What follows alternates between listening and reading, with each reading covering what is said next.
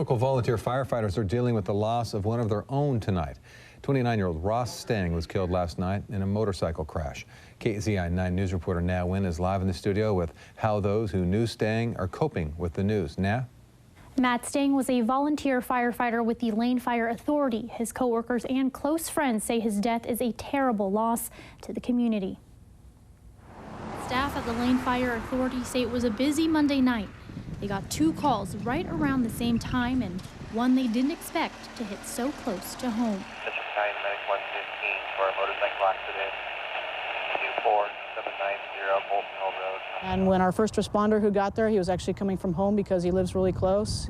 As soon as he rolled him over, he realized it was one of our own. Despite the life-saving efforts of his coworkers and friends, 29-year-old volunteer firefighter Ross Stang was pronounced dead at the scene.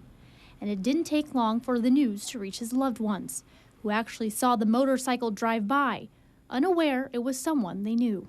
And the next thing we knew, a couple seconds later, it was lights and sirens and the helicopter, and then maybe 2 minutes later we got a phone call that it was Ross. It was a tough call to take. It still hasn't processed, you know, I don't believe it. I left the ball field and I went to Ross's house and I just sat there waiting for him to come home. He never came home.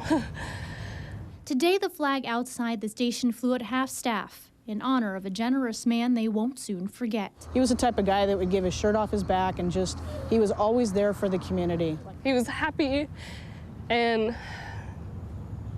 always there to help. And while the pain is still too fresh to comprehend, those left behind remain grateful to have known him. There's gonna be anger and there's gonna be hurt, but if Ross loved you, you knew it.